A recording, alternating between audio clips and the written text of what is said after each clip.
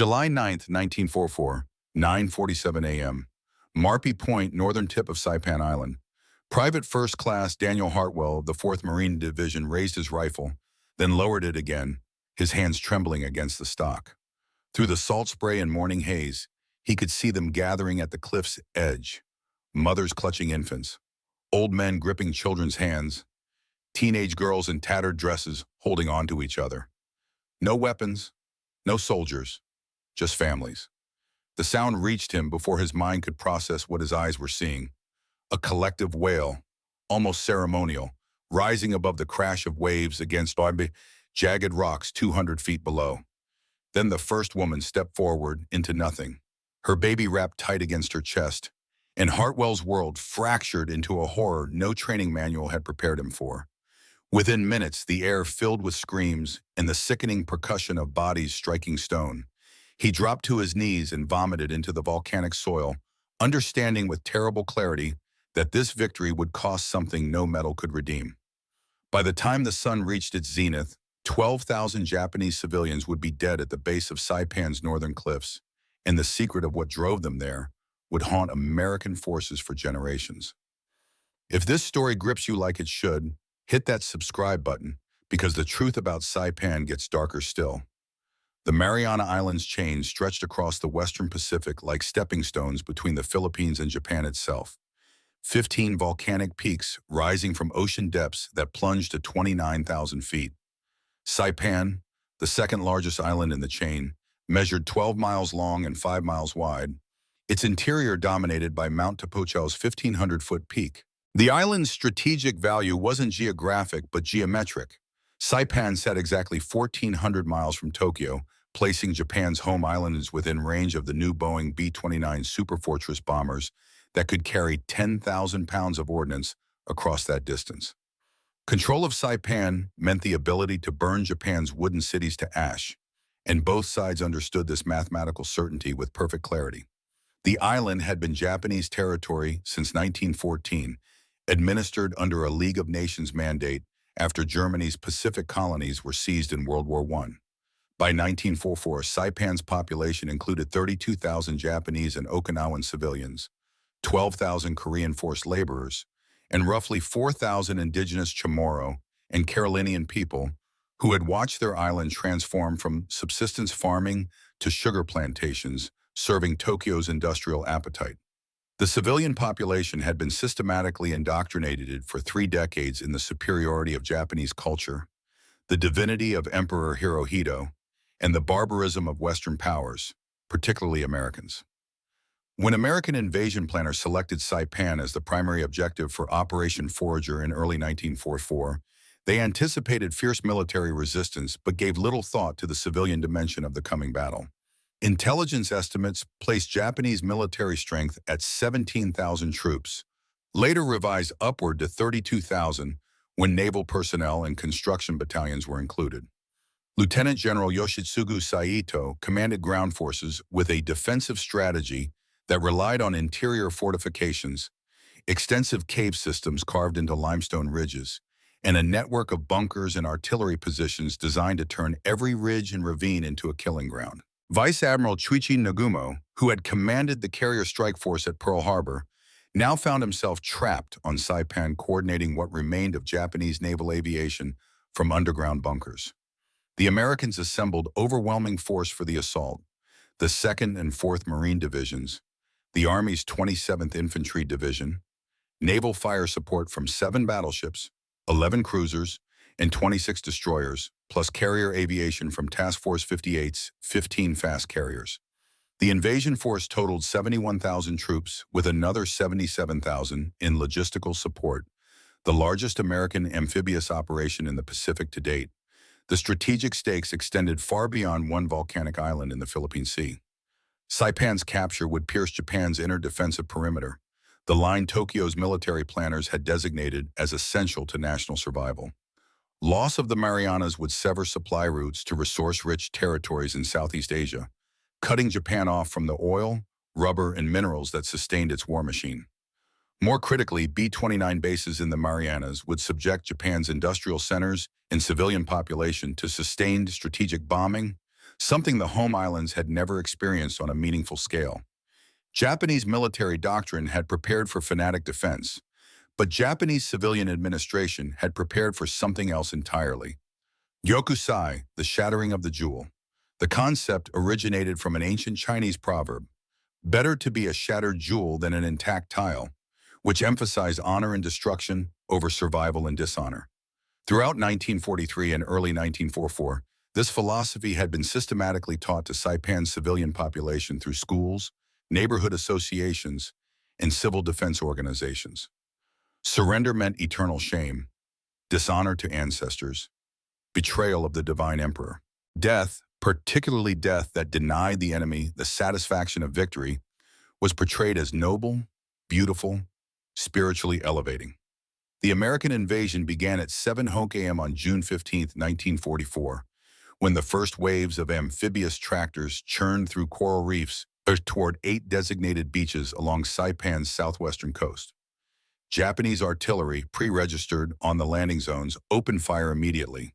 Within 20 minutes, 20 amphibious vehicles burned in the shallows, their marine occupants struggling through chest-deep water under machine gun fire. By nightfall, 20,000 Americans had fought their way ashore across a beachhead 4 miles wide and half a mile deep, suffering 2,000 casualties in the process. The Japanese counterattacked that night with 37 Type 97 Chi-Ha tanks, obsolete by American standards, but terrifying in darkness. Marine bazookas and naval gunfire destroyed all 37 tanks by dawn, leaving the Japanese without armored reserves for the remainder of the battle. The fighting that followed defied the optimistic predictions of American planners who had estimated Saipan would fall within a week. Instead, the battleground forward through terrain that favored defenders: Death Valley, Purple Heart Ridge, Hell's Pocket. Japanese troops fought from caves and bunkers that required flamethrowers and demolition charges to neutralize. Snipers tied themselves into trees to maintain firing positions, even as American troops advanced past them. Artillery positioned in reverse slope positions on Mount Tapachau rained shells on American positions with devastating accuracy. For the Japanese civilian population, the invasion triggered a catastrophe that unfolded in slow motion across 24 days of intensifying horror. American naval bombardment and ground artillery made no distinction between military and civilian areas. Couldn't make such distinctions given the Japanese practice of fortifying the entire island. Families sheltered in caves alongside soldiers, creating tactical situations where American forces encountered armed defenders and terrified children in the same limestone cavern. The Japanese military, rather than establishing separate civilian safe zones or facilitating evacuation, instead weaponized the civilian presence, using mothers and children as human shields while simultaneously indoctrinating them in the necessity of death over capture. Radio broadcasts from Tokyo reinforced this message throughout June. Intercepted communications revealed that Emperor Hirohito himself had sent messages to Saipan, authorizing commanders to promise civilians equal spiritual status with fallen soldiers if they chose death over surrender, elevating potential suicide to the level of honored military sacrifice. Rumors circulated through civilian groups with increasing intensity as American forces advanced. Captured men would be tied together and crushed beneath tank treads. Women and girls would be raped, then murdered. Children would be enslaved or shipped to America for medical experiments.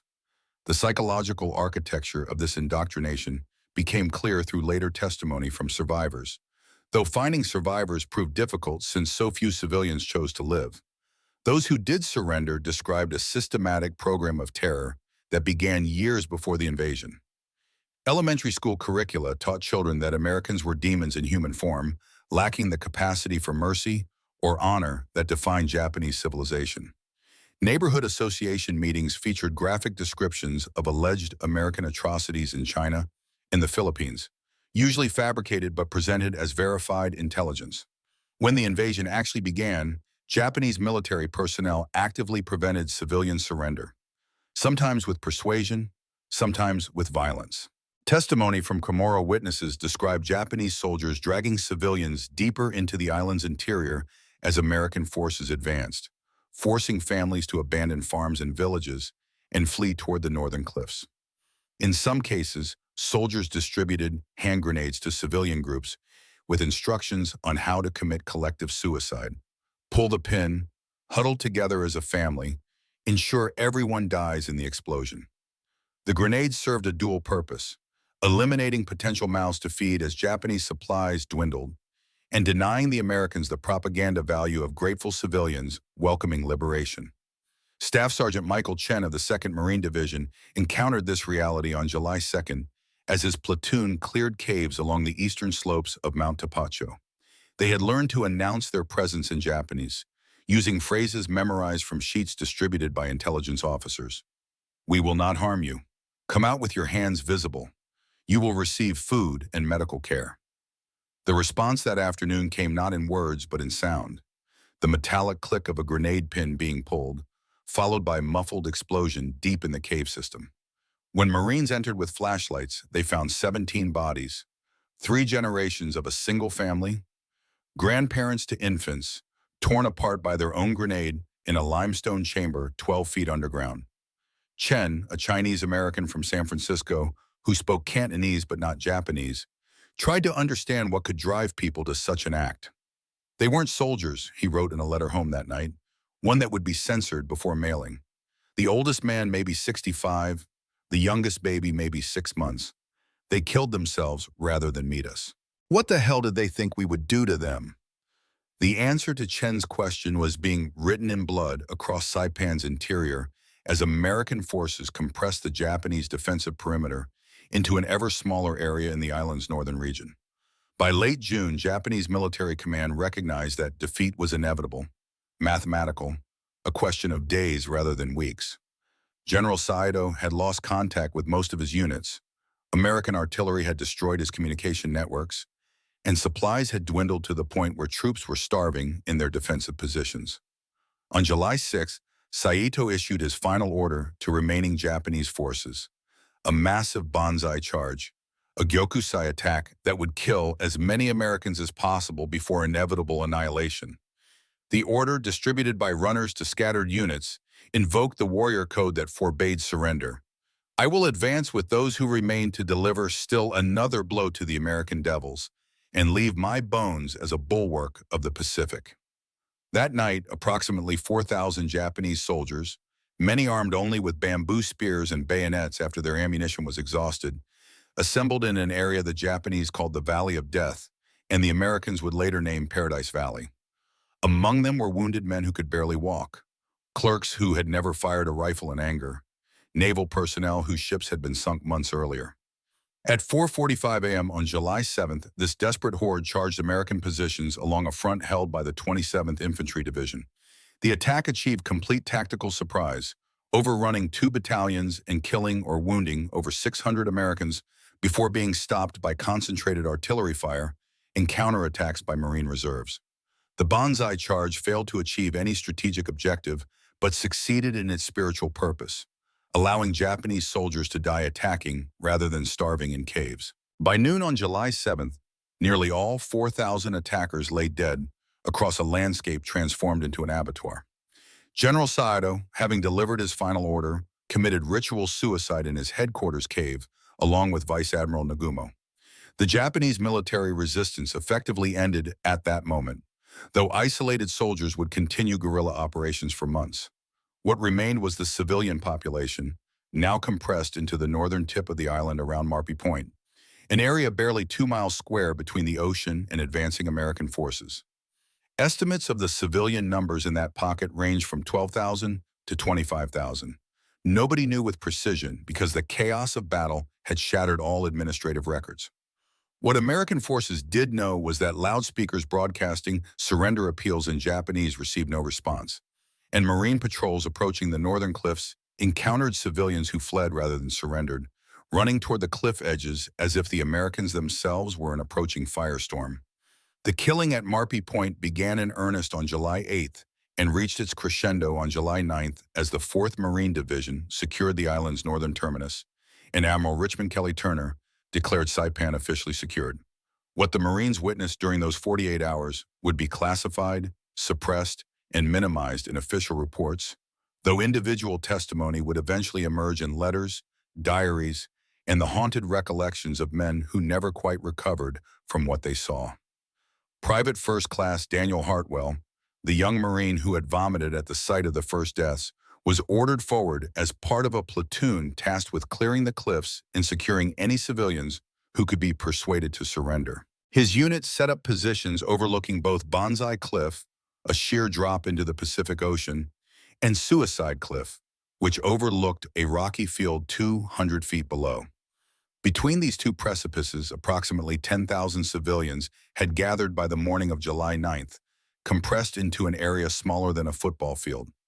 Japanese soldiers moved among them, not in uniform now, but still recognizable by their bearing, speaking urgently to family groups and distributing the last of their grenades. Hartwell's captain ordered interpreters to use the portable loudspeaker system that had been hauled to the clifftop by jeep. The voice that echoed across Marpi Point that morning belonged to Sergeant Kenji Yamamoto, a Nisei interpreter from the 4th Marine Division's intelligence section. Yamamoto, born in Los Angeles to parents who had immigrated from Hiroshima, spoke the Kansai dialect common among Okinawan civilians, who formed the majority of Saipan's Japanese population. His message was simple, repeated again and again. The battle is over. Japan has lost. You have fought honorably. There is no shame in survival. Come forward and you will not be harmed. We have food, water, medical care. Your families will be kept together. Do not listen to lies about American cruelty. Look at me. I am Japanese, and I serve with honor in the American military. You will be treated with dignity.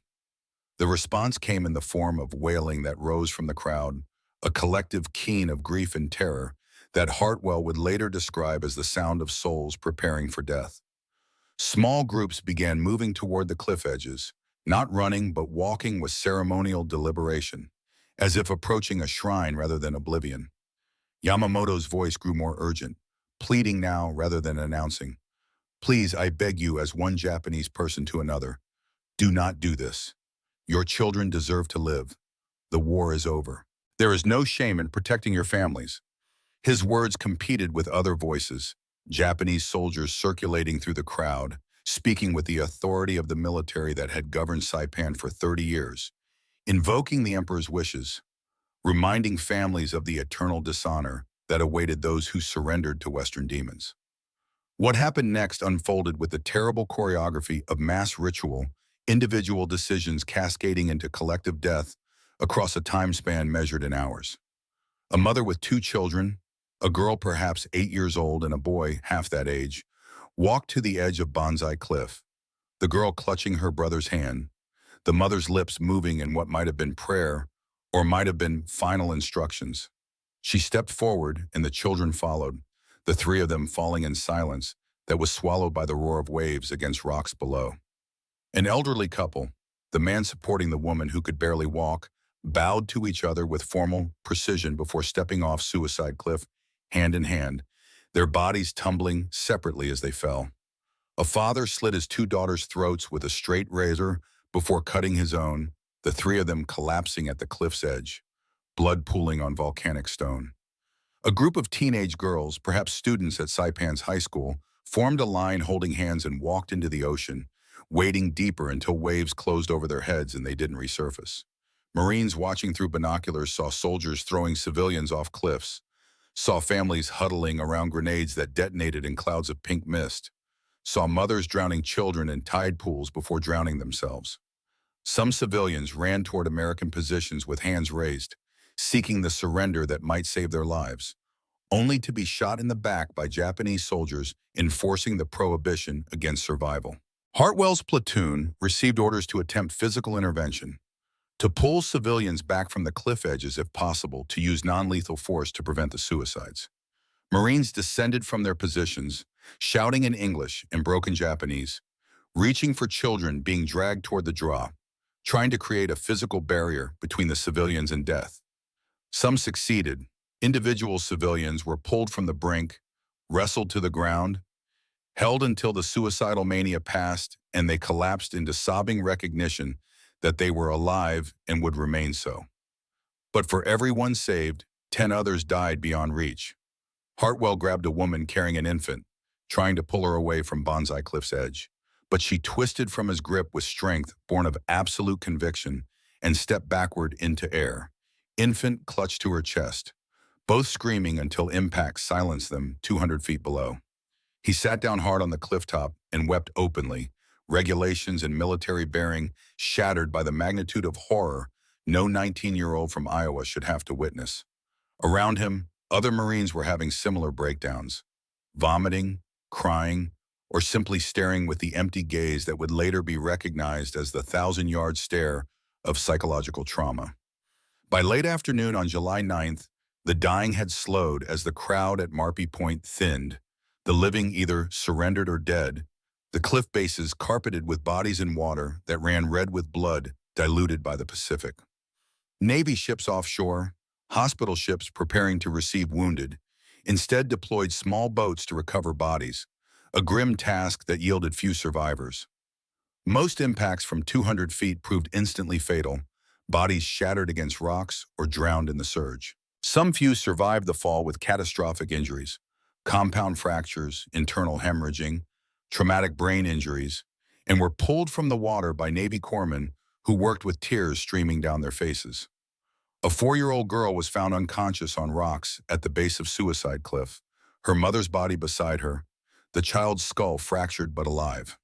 She was airlifted to a hospital ship where surgeons worked for 11 hours to save her life, succeeding against odds that seemed impossible. When she woke 3 days later, she asked for her mother in Japanese, and nobody had the heart to tell her the truth immediately. That child, name never recorded in official reports to protect her privacy, would be one of the few living witnesses to the full horror of Marpi Point, though her memories of July 9th would be mercifully fragmented by injury and age. The final accounting of death at Saipan's northern cliffs proved impossible with precision because nobody knew how many civilians had been in the pocket, and body recovery was incomplete given the maritime environment in decomposition in tropical heat. American military reports initially estimated 800 to 1,000 civilian suicides, a number that seemed catastrophic enough for purposes of official record. Later assessments, incorporating Japanese sources and forensic work, revised estimates upward dramatically. Some historians placed the number at 12,000 civilian dead from all causes during the Battle of Saipan, including combat casualties, starvation, disease, and suicide, with perhaps half of those deaths occurring at Marpi Point in early July. Others argued the number exceeded 20,000 when forced laborers and indigenous people were included in the count. What was indisputable was that American forces had encountered mass civilian suicide on a scale without precedent in the Pacific War, and the psychological impact on both those who witnessed it and those who would later learn of it shook fundamental assumptions about the nature of the enemy being fought. The immediate American military response was bureaucratic: classify the details, minimize the reporting, control the narrative. Photographs of the cliff deaths were seized and classified, denied to journalists and military historians for decades. Film footage shot by combat cameramen was edited before release, removing the most graphic imagery of bodies on rocks and families jumping to their deaths. Official battle reports mentioned civilian casualties in passing, but provided no detailed accounting and no analysis of why civilians had chosen death over surrender in such numbers. This suppression stemmed partly from legitimate operational security concerns. Revealing the full horror might provide ammunition for Japanese propaganda claiming American brutality had driven civilians to suicide.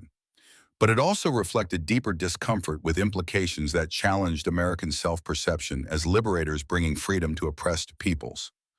How could liberation look like thousands of civilians choosing death over American protection? What did it say about Japanese indoctrination that mothers would murder their children rather than trust American promises of safety? These questions proved too troubling for easy answers, so they were buried in classified files alongside the photographs.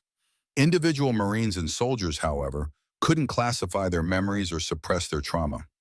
Letters home, censored but not eliminated, began describing terrible things and sights no man should see, without specifics that might trigger security concerns. Hartwell wrote to his parents in Cedar Rapids that he had witnessed something that changes how I understand this war, and maybe how I understand people entirely. Sergeant Chen's letters to his wife in San Francisco spoke of children who died because their parents believed we were monsters, and now I wonder if maybe we are monsters for letting it happen. combat psychiatrists treating Marines evacuated from Saipan for psychological breakdown noted a pattern.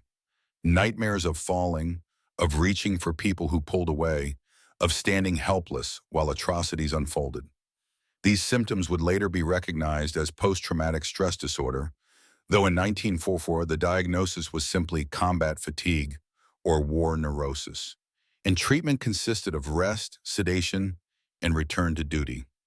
The deeper wounds, the moral injuries of witnessing mass death and being unable to prevent it, received no treatment because military medicine had no framework for addressing such trauma. For the Japanese military and civilian leaders who learned of Saipan's fall, the cliff deaths were presented not as tragedy, but as inspiration, evidence of Yamato Damashii, the Japanese spirit that preferred death to dishonor.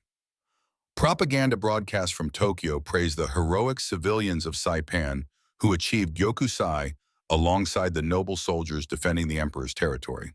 This narrative served multiple purposes. It honored the dead, deterred future surrender among remaining Japanese forces and civilians on other islands, and prepared the home island's population for the possibility that they too might be called upon to choose death over occupation.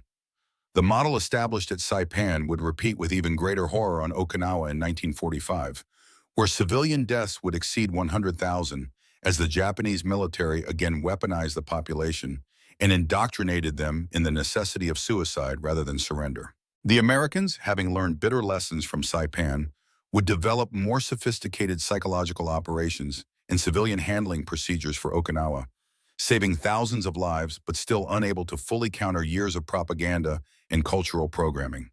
The story of Saipan's civilian deaths remained largely suppressed in official American histories for decades after the war ended.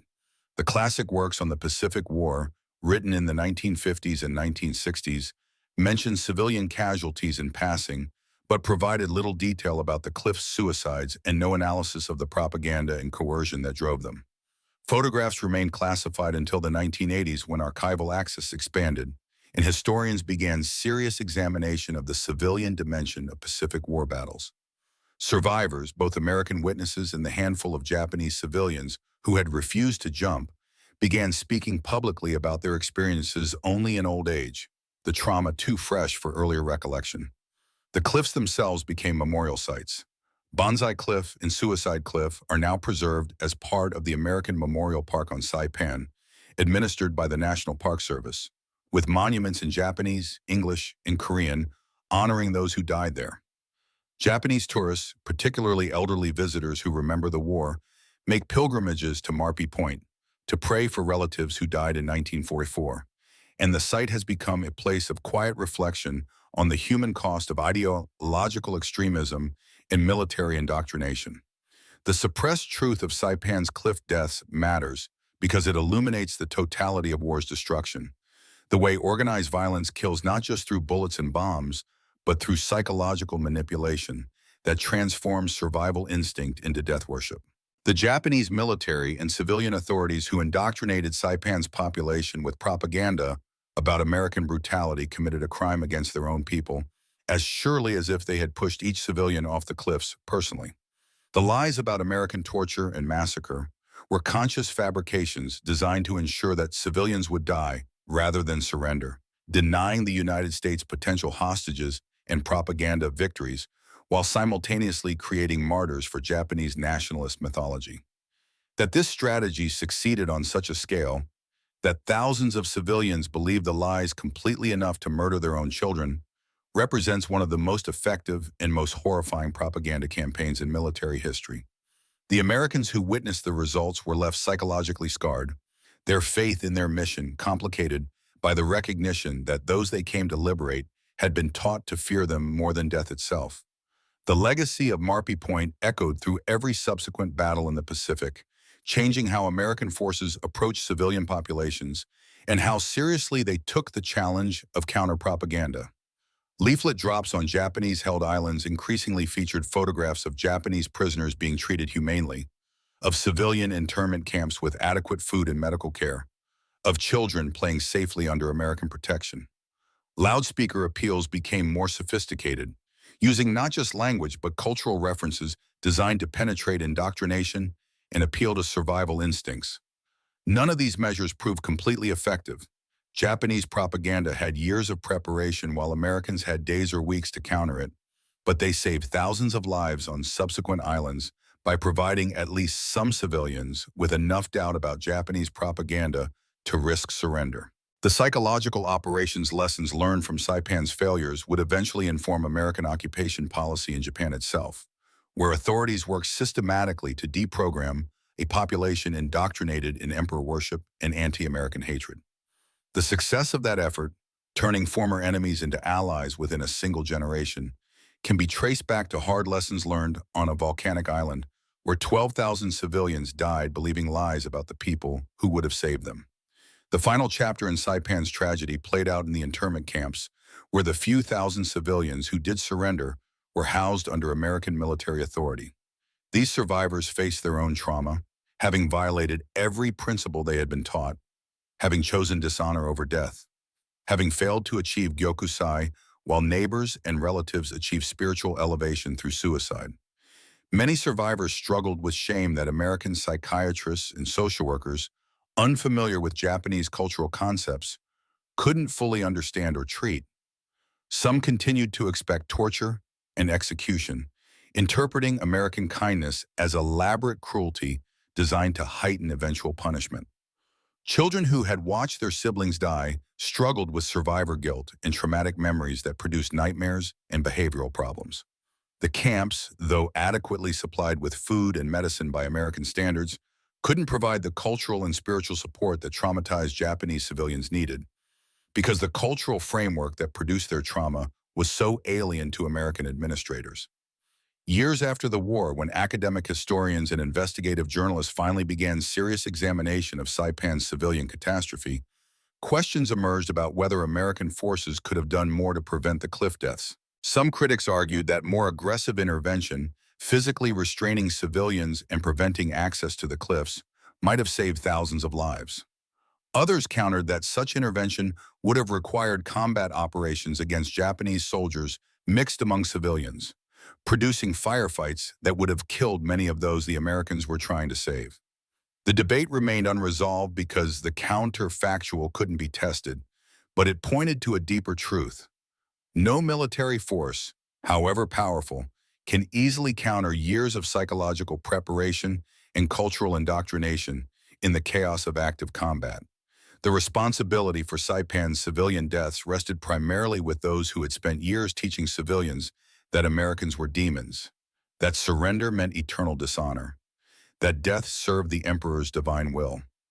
American forces bore responsibility for some civilian casualties through indiscriminate bombing and artillery fire, but the mass suicides at Marpi Point were the direct result of Japanese propaganda and coercion, a fact that became clear through survivor testimony and captured documents.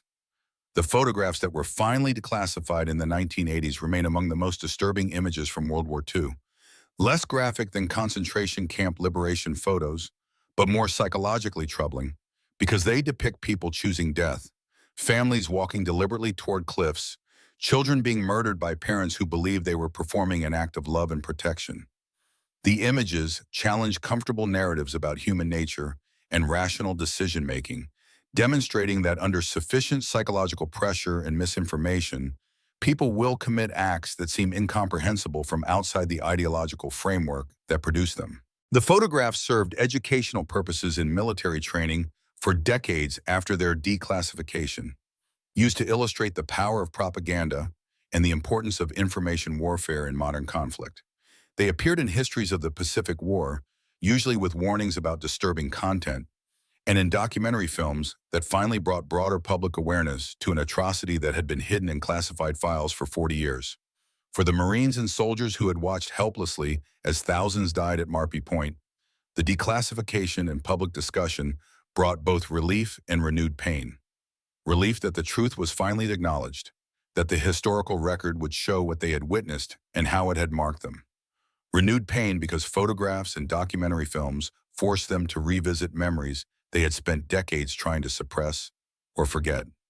Veterans organizations working with Saipan survivors found that many exhibited PTSD symptoms that had never been properly treated. depression and anxiety disorders that had persisted since 1944, substance abuse problems that began as self-medication for psychological pain that military medicine couldn't address. The recognition came too late for many veterans who had died without ever speaking of what they saw, carrying the secret of Marpi Point to graves scattered across America. Men who bore invisible wounds that were never honored or treated because the military and the nation weren't ready to acknowledge that witnessing atrocity could be as traumatizing as experiencing combat. The story the U.S. military tried to suppress was a story about the totality of war's destruction, about how ideological extremism weaponizes civilian populations and turns mothers into murderers of their own children. It was a story that complicated American self-perception as liberators and challenged the narrative of World War II as an unambiguous moral crusade where right and wrong were clearly delineated. Saipan's cliffs revealed a more troubling truth, that enemies indoctrinated in hatred and propaganda became victims of their own leaders' manipulation. That liberation could look like mass death. That victory could feel like moral catastrophe. These truths didn't fit neatly into the heroic narratives that nations tell themselves about their wars. So they were classified, minimized, hidden in archives where only historians with proper clearances could access them. But truth has a way of emerging despite suppression, and the story of Marpi Point eventually joined the historical record as evidence of what happens when military propaganda turns an entire population into potential suicides rather than allowing them the human right to survive. The Gyokusai ideology that drove Saipan's civilian deaths didn't die with those who leaped from the cliffs in July 1944. It persisted through the final year of the Pacific War, producing similar atrocities on Tinian, Guam, and most horrifically on Okinawa, where an estimated 100,000 civilians died, many by suicide or murder-suicide driven by the same propaganda about American brutality. It culminated in the Japanese government's planning for Operation Ketsugo, the defense of the home islands, which anticipated mobilizing the entire civilian population for suicide attacks against American invaders, turning every Japanese man, woman, and child into a potential weapon. The atomic bombings of Hiroshima and Nagasaki, whatever their other implications, interrupted that plan and prevented the Gyokusai of an entire nation, a mass suicide that would have dwarfed Saipan's horror by orders of magnitude. Some historians have argued that the willingness of American leadership to use atomic weapons stemmed partly from lessons learned at Saipan and Okinawa, the recognition that Japan's leadership would sacrifice unlimited civilian lives rather than accept surrender, and that only overwhelming shock could break the cycle of propaganda and indoctrination that made an entire nation prefer death to defeat. In the decades since World War II ended, the cliffs at Marpi Point have become a case study in the ethics of propaganda and information warfare, discussed in military academies and political science departments as an example of psychological manipulation producing mass atrocity. The question posed to officers and students is always the same. How do you counter enemy propaganda when the enemy population has been indoctrinated for years or decades, when they trust their own leaders more than they trust you, when survival instinct has been systematically replaced with death worship? The answers remain unsatisfying because there are no easy solutions, no psychological operations so effective that they can instantly override cultural programming and ideological commitment. The best that can be done is persistent messaging, demonstration through action that promises of humane treatment are genuine, and time for doubt to erode certainty. But time is the resource least available in active combat, and the Americans at Saipan had days to counter years of Japanese indoctrination, an impossible task that produced inevitable tragedy. The monuments at Banzai Cliff and Suicide Cliff stand today as reminders of what was lost in July 1944. 12,000 lives that should never have been sacrificed to ideology and propaganda. Japanese visitors leave offerings of flowers and incense, praying for souls who died believing they were serving their nation and protecting their families when in fact they were victims of their own government's lies. American visitors, fewer in number but present nonetheless, come to bear witness to an atrocity their nation tried to suppress, to honor the civilians who died needlessly, and to remember the Marines and soldiers who were traumatized by watching deaths they couldn't prevent. The cliffs themselves remain unchanged, volcanic rock worn smooth by decades of wind and waves, the Pacific stretching to the horizon in blue that offers no hint of the blood that stained it in 1904. The far beauty of the location makes the horror more profound, because such death shouldn't happen in paradise. And the fact that it did reveals how thoroughly war corrupts everything it touches, turning parents into murderers and making suicide seem honorable. The truth about Saipan that the U.S. military tried to suppress is ultimately a truth about human vulnerability to manipulation and the responsibility of those who wield propaganda as a weapon. The Japanese military and civilian authorities who spent years teaching Saipan's population to fear Americans more than death committed a profound crime against humanity, one for which no individual was ever prosecuted because it fell outside the categories recognized by war crimes tribunals. But the moral weight of those 12,000 deaths rests on those who created the conditions for mass suicide, who weaponized culture and tradition and twisted them into death worship, who told mothers that killing their children was an act of love and protection. The Americans who witnessed the results bore no responsibility for the deaths themselves, but carried trauma from their powerlessness to prevent them, a different but real burden that marked them for life. And the history profession bore responsibility for allowing suppression and classification to hide this atrocity for decades, delaying public understanding and preventing the full accounting of World War II's human cost. When the complete history of the Pacific War is told, Saipan's civilian deaths must occupy a central place, not as a footnote or an unfortunate sidebar, but as evidence of what happens when ideological extremism becomes national policy and when propaganda replaces truth in public discourse. The lesson extends beyond World War II to every conflict where civilian populations are indoctrinated to hate and fear, where propaganda creates alternate realities that make rational decision-making impossible, where ideology demands death over defeat. The cliffs at Marpi Point stand as testimony to the lethal power of lies sustained over years and generations, lies that killed more effectively than American guns and turned liberation into a landscape of corpses that haunted witnesses for the rest of their lives. This is the truth the U.S. military tried to suppress, that victory can look like moral catastrophe, that enemies can be victims, that the human cost of war extends far beyond battlefield casualties to include psychological destruction of witnesses and the murder of innocents by those who love them most. The 12,000 who died at Saipan's cliffs in July 1944 deserve to be remembered not as statistics or political abstractions, but as individual human beings who were failed by their leaders, betrayed by their culture, and killed by propaganda that convinced them their children's future lay in death rather than life. Their story must be told completely and honestly, without minimization or suppression, because only through unflinching examination of such atrocities can societies learn to resist the ideological manipulation that produces them. The U.S. military's attempt to suppress this story was understandable but wrong, born of discomfort with implications that challenged national self-image, but ultimately a betrayal of history's purpose as truth-telling and moral accounting.